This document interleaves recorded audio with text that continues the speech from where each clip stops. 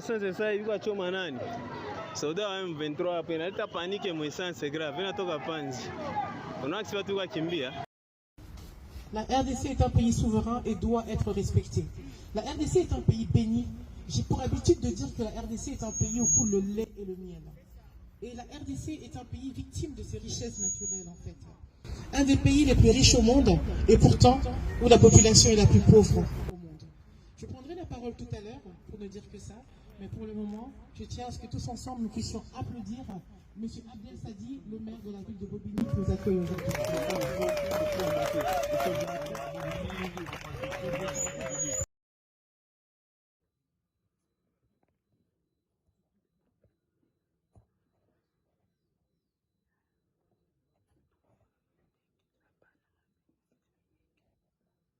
ngira ngo rero namwe video mugiye muzibonera zari video zirimo ziragaragaza uburyo ubuzima bwifashemo mujyi wa Goma ndetse za Bukavu.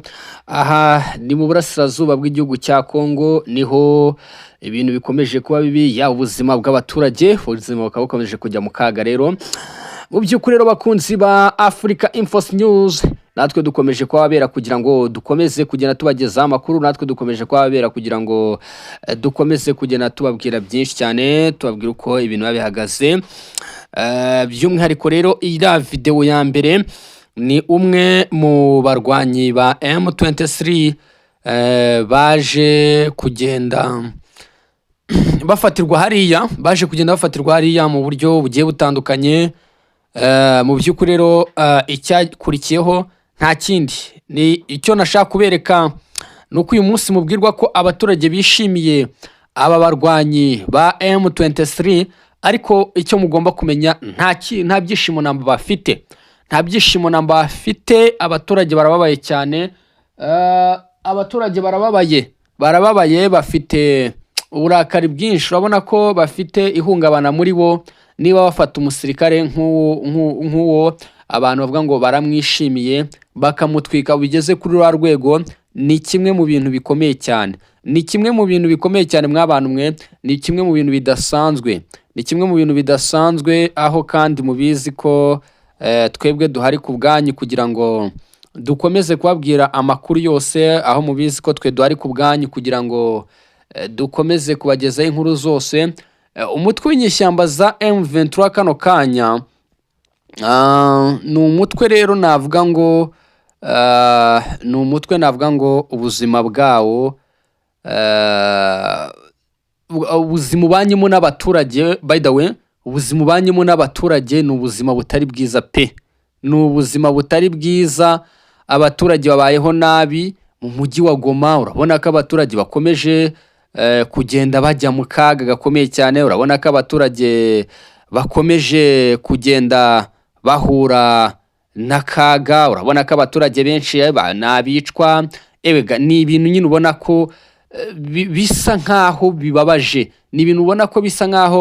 bibabaje, kandi nta nubwo binasa, niko binameze, birababaje cyane. Urabona ko nyine ni cya kintu mpora mbabwira, abarwanyi n'abicanyi, ibikorwa byabo n'iby'ubugizi bwa nabi. Aya ni amakuru yose ngiye mba mbafitiye, mba mbazanira. Ni video zimaze iminsi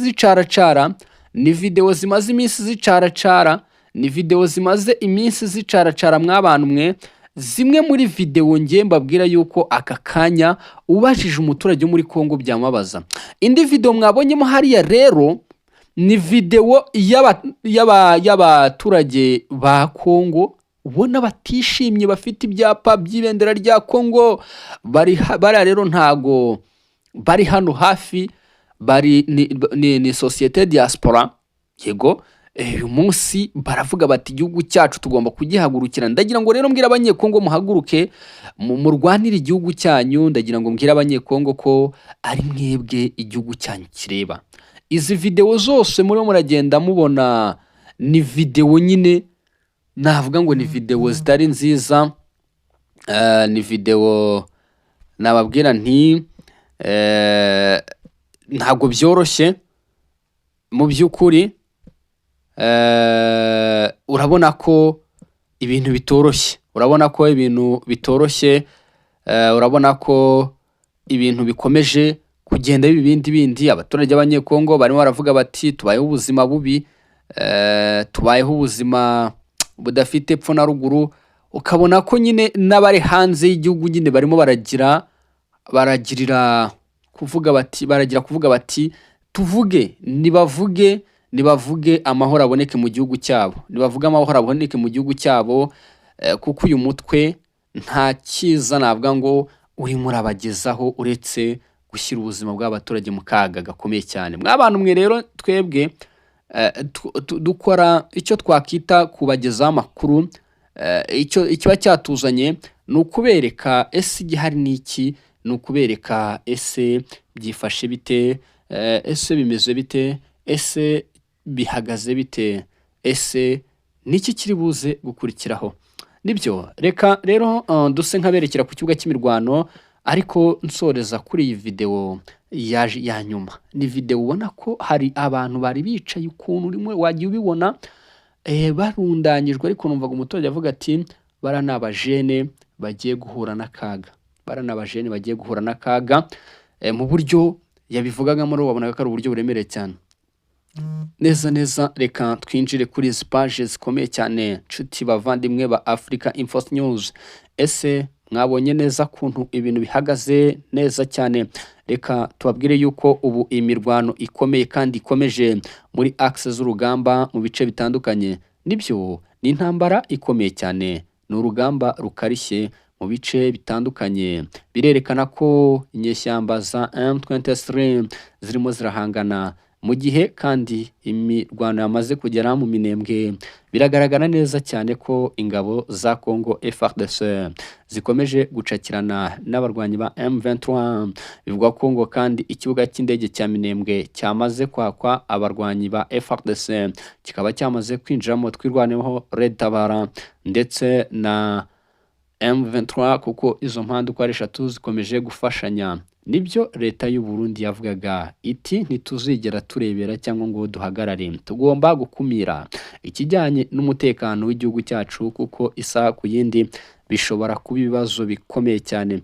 Tayari ni imirwano rero ikomeza kugenda ivugwa, ndetse urugamba rurakomeye mu bice bitandukanye. Neza natwe tuhari ku bwanyu kugira ngo dukomeze kujya tubagezaho amakuru yose 5 kuri 5. Nshuti bavandimwe, muryango mugari wa Africa Info News, mwese reka mbashimire, mbabwire nti mukomeze kugubwa neza, kandi Imana ubwisham bikomeze kwa namwe mu itandukanye mugenda mukora.